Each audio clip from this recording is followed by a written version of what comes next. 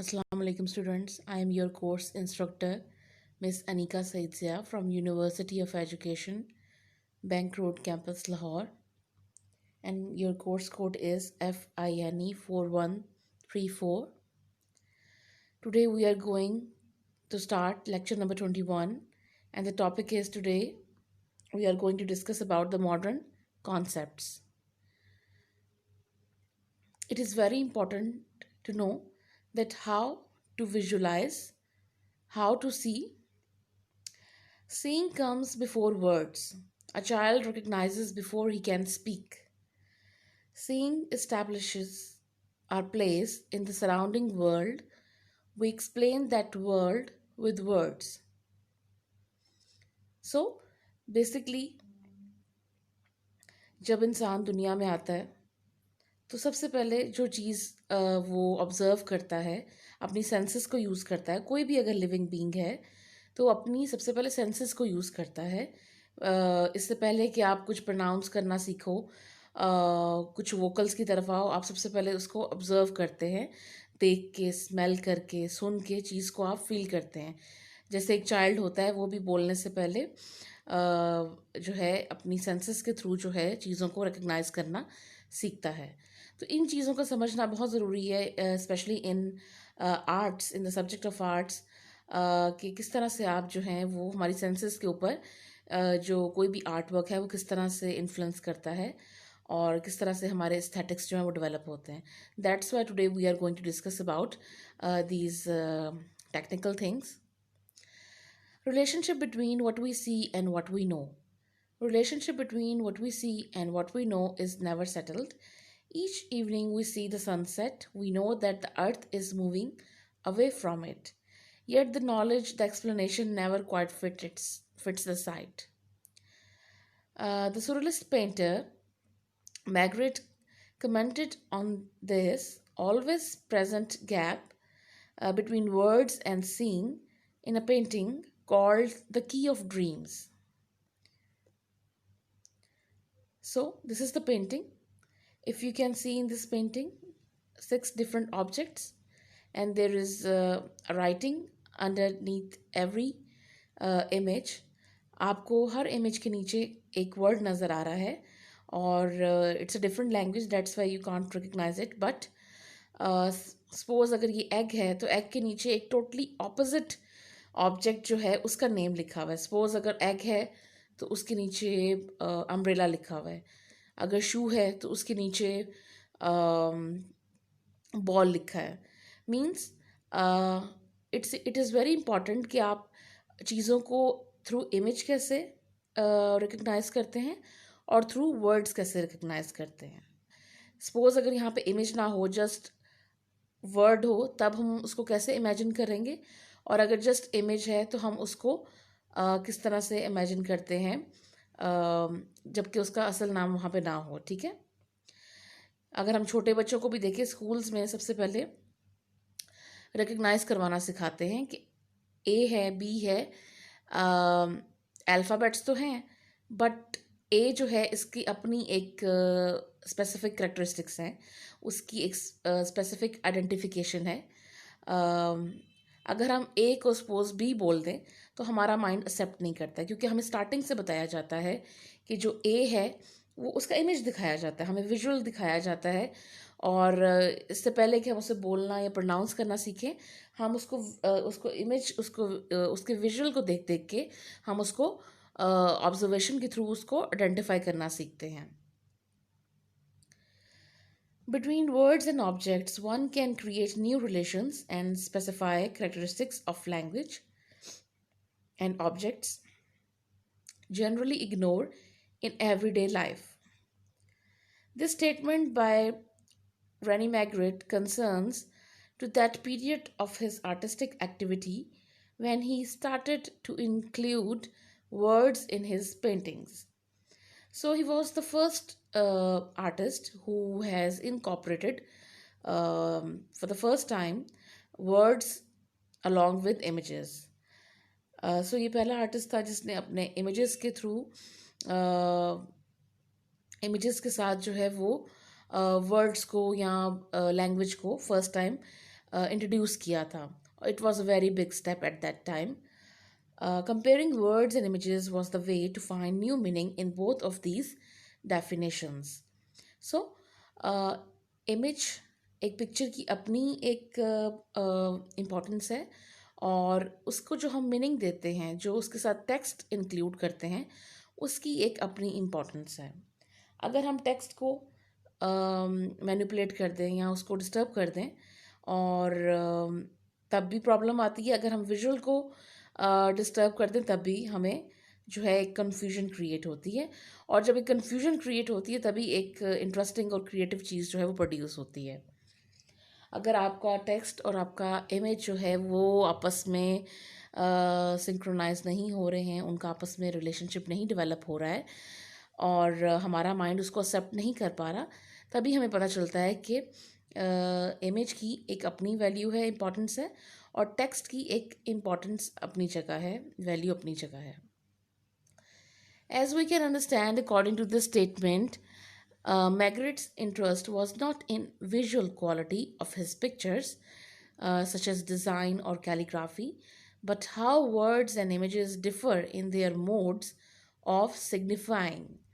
So, जो ये मैग्रिट artist था, उसका इंटरेस्ट इस चीज़ में नहीं था कि आपका कैलीग्राफिक स्टाइल कैसा है, फॉन्ट कैसा है, उसका फ्लो कैसा है, या इमेज की क्वालिटी कैसी है, उसके स्किल्स कैसे हैं, but he was more interested in the relationship between words and images, और किस तरह से जो है इनकी अपनी एक इंडिविजुअल इम्पोर्टेंस है, वर्ड्स की भी और इमेजेस की भी.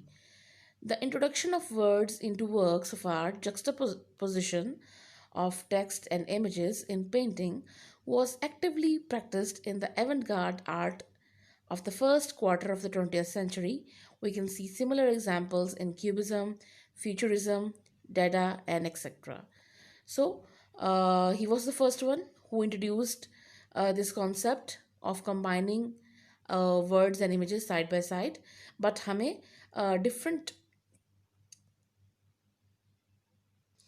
different art movements में, suppose cubism, futurism and dadaism and so on, तो हमें जो है फर्दर इन मूवमेंट्स में भी जो है ये कॉन्सेप्ट मिलता है of using words along with images. But he was the first one who introduced this concept in art history. Words often were a means of artistic expression of a visual work of art. It was a way to enhance the expression of a visual image. But in the works of Magritte, the main thing is the relationship between words and images. So, suppose if you have made a painting, and you have expressed your idea with the help of an image, तो आप उसको और ज़्यादा बेहतर और powerfully express कर सकते हैं by using text in it. और टेक्स्ट जो है, टेक्स्ट की जो विजुअल क्वालिटी है उसकी बात नहीं हो रही है. जो आप वर्ड्स चूज़ करते हैं, आप वहाँ पे क्या स्टेटमेंट लिख रहे हैं, आप वहाँ पे क्या जो है वोकेबलरी यूज़ कर रहे हैं, juxtaposed with your image, it matters a lot. In artist paintings, word and image together make more sense than just a word or just images. किसी भी आर्टिस्ट की पेंटिंग्स में, स्पेशली मैग्रिट की पेंटिंग में, words जो हैं, और इसी चीज़ को एम्फोसाइज किया हुआ है, इसी चीज़ को एक्सप्लोर कर रहा है artist, that each word has its own identity and each visual और image has its individual identity. So ये जितने भी इमेजेस हैं, इनके नीचे जितने भी हमें वर्ड्स नज़र आते हैं, they are all opposite from that particular image. आपको किसी भी इमेज के नीचे शू नहीं लिखा हुआ नज़र आएगा. कैंडल के नीचे you can't find that word candle, और ग्लास के नीचे आपको you can't find that word glass. बल्कि आपको डिफरेंट ऑब्जेक्ट्स के जो है अगेंस्ट जो हैं वो ऑपोजिट वर्ड्स नज़र आएंगे, जिससे आपके एक कन्फ्यूजन क्रिएट होती है और आपके माइंड को वो चीज़ क्लिक करती है, Y there has not been written egg beneath the egg. So इस चीज़ को आर्टिस्ट ने एक्सप्लोर किया है, that each image and each word has its own individuality and importance. In selected artwork, we see an egg a shoe, a hat, a candle, a glass, and a hammer. None of the nouns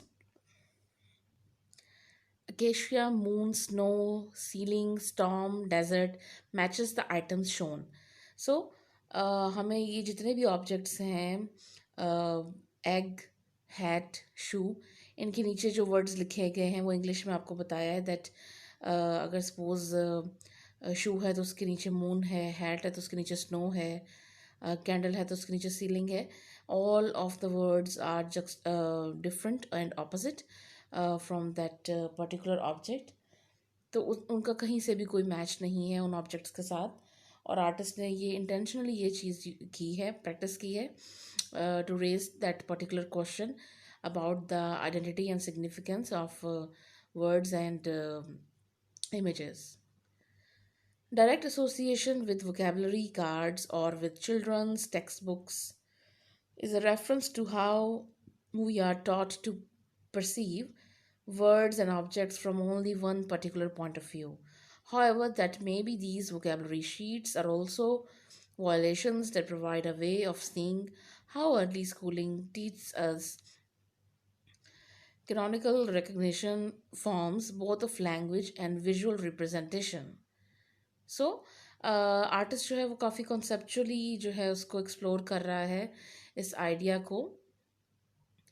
suppose जो छोटे बच्चे होते हैं उनको आप text books में जो है वो इमेजेस के साथ टेक्स्ट को भी दिखाया जाता है that if it's an orange तो वहाँ पे ऑरेंज लिखा है या ओ लिखा है, इफ़ इट्स एन एप्पल तो उसके साथ ए लिखा है. तो आप छोटा बच्चा जो है वो रिकग्नाइज करना स्टार्ट कर देता है, ठीक है A for apple, O for orange. तो वो ये चीज़ एक माइंड में आपके स्टक कर जाती है और वो चीज़ आपके थ्रू आउट लाइफ आपके आप उसको जो है वो ट्रुथ मान लेते हैं. ठीक है, हो सकता है कि एप्पल है जो एप्पल है उसके साथ ओ भी हो, या ऑरेंज है तो उसके साथ ए हो. तो ये चीज़ें हमारा माइंड एक्सेप्ट इसलिए नहीं करता क्योंकि from the very beginning, from the childhood हमें ये चीज़ें जो हैं वो हमारे माइंड में जो हैं वो इम्बेड हो जाती हैं दैट अगर ए है तो वो ए फॉर एप्पल है, ए फॉर एरोप्लेन है, और ए जो है उसको हमने ए ही बोलना है, हम इसको बी नहीं बोल सकते. सो वो चीज़ें जो हैं हमारे माइंड में स्टक कर जाती हैं. सो आर्टिस्ट इस चीज़ को डिनाई करता है कि ये चीज़ गलत है कि आप एक बिगनिंग से ही जो चीज़ हमें बता दी जाती है कि ये ऐसे ही है, हम इससे जो है उन उन रूल्स को ब्रेक नहीं कर सकते. ये चीज़ बहुत मैटर करती है आर्ट में, because art is such kind of subject जिसमें क्रिएटिविटी का बहुत मार्जिन है और आप इसमें जो है वो कुछ रूल्स को फॉलो भी करते हैं जो आपके लिए ज़रूरी हैं स्किल वाइज और प्रेजेंटेशन वाइज, और बट कुछ रूल्स आप ब्रेक भी करते हैं तभी क्रिएटिविटी जो है वो प्रोड्यूस होती है. अगर आप सब कुछ एक सिस्टमेटिक वे में करेंगे, एक मैथमेटिकल ऑर्डर में करेंगे, then it's very difficult to create something new. In Middle Ages, when men believed in the physical existence of hell, the sight of fire must have meant something different from what it means today.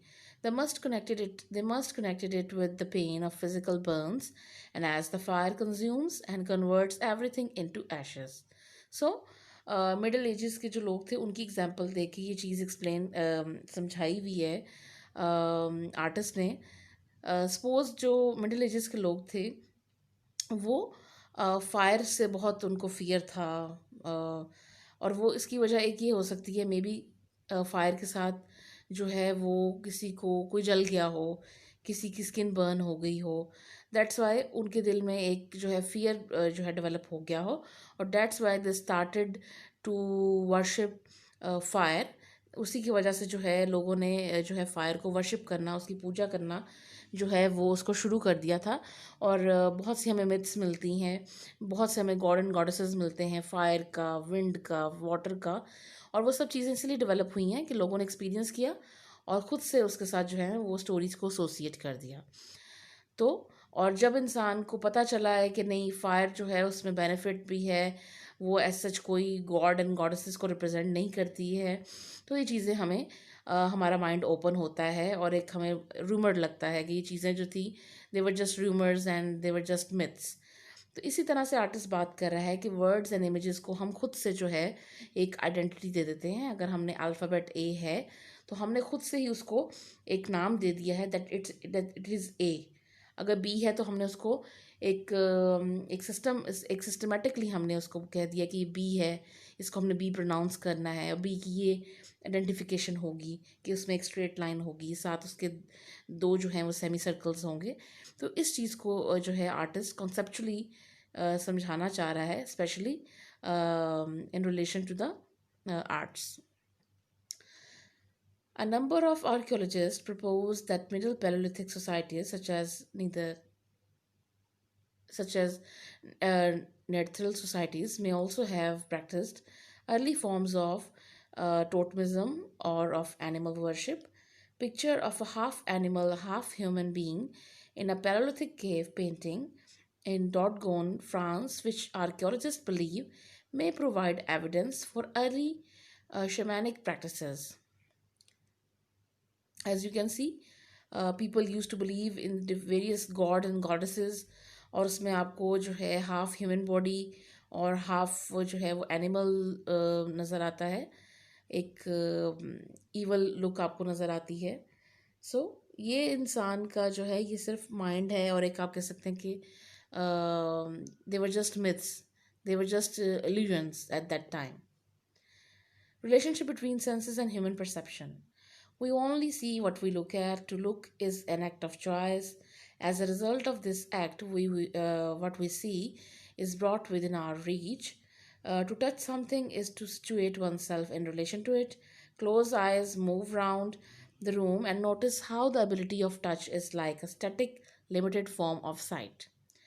Our vision is continually active, continually moving, continually holding things in a circle around itself, constituting what is present to us as we are. What is an image? An image is sight which has been recreated or reproduced. It is an appearance or a set of appearances which has been detached from the place and time in which it first made its appearance and preserved for a few moments or a few centuries. Every image embodies a way of seeing. Images were first made to conjure up the appearances of something that was absent. Gradually, it became evident that an image could outlast what it represented. It then showed how something or somebody had once looked. Then there is the relationship of image with art. To say this is not to deny the expressive or imaginative quality of art, treating it as mere documentary evidence. The more imaginative the work, the more profoundly it allows us to share the artist's experience of the visible.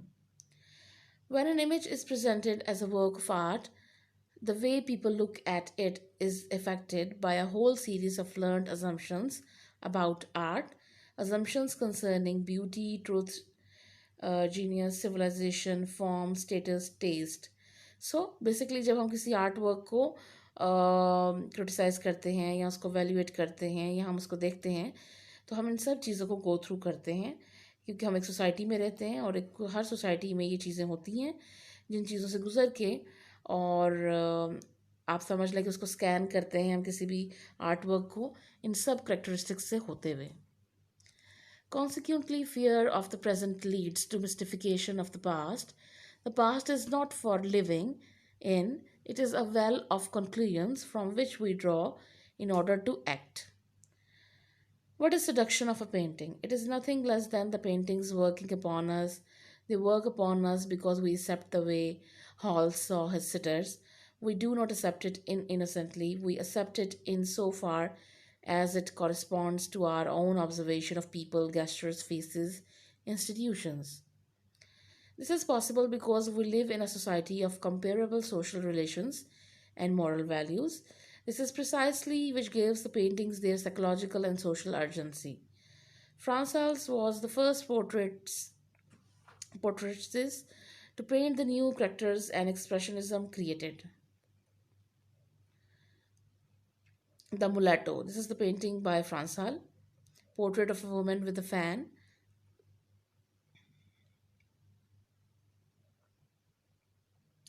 So Frans Hals was the first artist, जिसे आप कह सकते हैं कि उसने सबसे पहले जो अपने सिटर्स हैं उनके एक्सप्रेशंस को कैप्चर करने की कोशिश की थी। उससे पहले जितने भी पोर्ट्रेट्स बनते थे उनको हमेशा एक स्पेसिफिक रूल्स के अकॉर्डिंग बनाया जाता था, कि उसको जो है a portrait should look beautiful, a portrait should look strong, और उसके एक आइडल ब्यूटी जो है कॉन्सेप्ट था उसको फॉलो किया जाता था। So Frans Hals was the first one who gave importance to the real impressions and the real expression of the artist. So that's it. I hope that today's lecture have helped out you to understand more about the modern concepts in art. Thank you.